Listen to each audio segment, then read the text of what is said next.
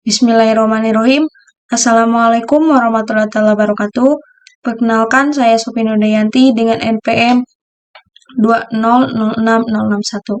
Pada video kali ini, saya akan menjelaskan mengenai algoritma ANN atau Artificial Neural Network dan juga algoritma genetik atau genetika. Baik, langsung saja ke pembahasannya. Nah, algoritma ANN atau Artificial Neural Network, sering kita sebut juga dengan jaringan saraf tiruan, merupakan suatu struktur komputasi yang terinspirasi dari jaringan saraf biologis. Nah, dalam ANN ini terdapat sejumlah neuron sederhana yang saling terkoneksi satu sama lain, sehingga proses dalam ANN akan meliputi pengumpulan, analisis, dan pemrosesan data, juga desain struktur jaringan. Nah, selain itu juga akan adanya penentuan jumlah lapisan tersembunyi, kemudian akan diinisialisasi, dan selanjutnya akan ada pelatihan simulasi, penyesuaian bobot bias, dan yang terakhir ada pengujian jaringan. Nah, ANN ini digunakan untuk memproses kumpulan data yang besar dan memberikan informasi analisis yang berguna dalam memprediksi atau melakukan klasifikasi terhadap data yang digunakan.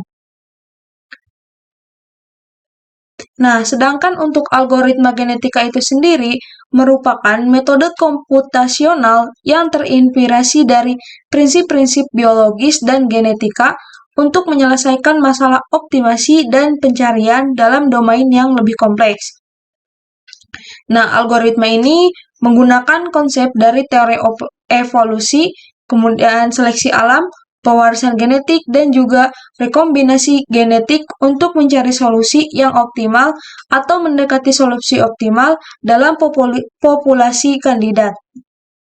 Nah, untuk selanjutnya, di sini saya akan mereview satu jurnal mengenai penggunaan algoritma ANN, di mana judul-jurnal tersebut yaitu penerapan smooth untuk mengatasi imbalance class dalam classification television advertisement performance rating menggunakan artificial neural network. Pada penelitian ini, itu fokus masalahnya ada pada ketidakseimbangan data atau ketidakseimbangan kelas dalam datasetnya. Nah, kebanyakan jumlah insten dalam satu kelas jauh lebih sedikit dibandingkan dengan kelas lainnya. Nah, hal ini jika terjadi akan mengakibatkan penurunan kinerja dari aplikasi data mining dan klasifikasinya. Oleh karena itu, pada penelitian ini akan dilakukan analisis terhadap dataset performansi rating iklan TV yang menunjukkan ketidakseimbangannya kelas yang signifikan. Nah, insten nanti dengan nilai rating tertinggi jauh lebih sedikit dibandingkan dengan insten yang memiliki rating rendah atau menengah. Nah, yang selanjutnya, untuk alur penelitian itu sendiri meliputi sebagai berikut. Di sini merupakan alur diagram yang dilakukan pada penelitian tersebut, di mana yang proses pertama ada raw dataset, pengambilan dataset. Nah, setelah dataset diambil, maka dataset tersebut akan diolah atau dilakukannya data pre-processing. Nah, sudah dilakukan pre-processing, data tersebut akan dibagi menjadi dua, di mana ada data testing, data uji, dan juga data training atau data latih. Nah, data hasil training akan dilakukan proses yang namanya model klasifikasi. Nah, kemudian setelah berhasil membuat model dari data training tersebut, akan diimplementasikan pada proses data testing yang sebelumnya telah kita pisahkan.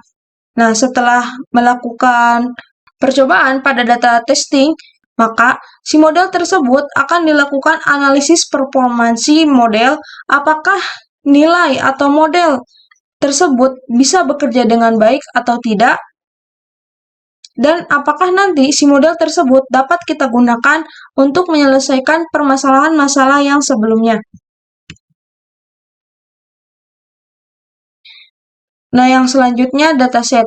Pada penelitian ini, dataset yang digunakan berjumlah 22.218, di mana data tersebut diambil dari 3 bulan, yaitu bulan Oktober, November, dan Desember, dengan jumlah masing-masing data dari setiap bulannya berbeda-beda. Adapun hasil penelitian dari penelitian tersebut didapatkan bahwa untuk model algoritma ANN, nilai akurasi yang didapatkan adalah sebesar 86,35%, sedangkan untuk nilai precision-nya itu sendiri ada di angka 79%, recall-nya 84,5%, dan F1 score yaitu ada di 81,0%. Nah, ketika dilakukan kombinasi untuk melakukan atau untuk mengatasi imbalance data dan penggunaan algoritma ANN, maka akurasinya ada peningkatan di mana akurasi yang didapatkan bernilai 87,6%, sedangkan untuk precision-nya 81%, untuk recall-nya 86%, dan untuk F1 score ada pada nilai 82,5%. Berdasarkan hasil penelitian tersebut, maka dapat kita simpulkan bahwa metode Artificial Neural Network atau ANN itu bisa digunakan untuk melakukan klasifikasi performansi rating iklan TV yang memiliki tingkat keefektifan yang cukup baik. Nah, dalam proses pelatihan, model ANN ini mencapai akurasi sebesar 86,35% dan loss sebesar 0,26%, dan loss sebesar 0,26, sedangkan proses validasi akurasinya mencapai 85,4%, sedangkan loss-nya ada pada angka 0,28.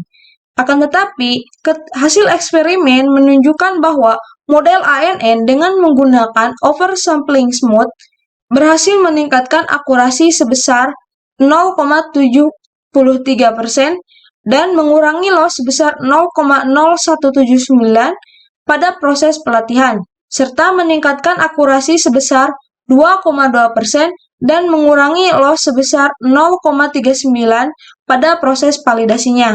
Nah, dengan demikian, dapat dikatakan bahwa penggunaan metode oversampling smooth terbukti efektif dalam mengatasi masalah ketidakseimbangan kelas dalam dataset, sehingga dapat menghasilkan akurasi yang lebih baik dan juga lebih singkat. Baik, sekian penjelasan dari saya. Akhirul kalam, wassalamualaikum warahmatullahi wabarakatuh.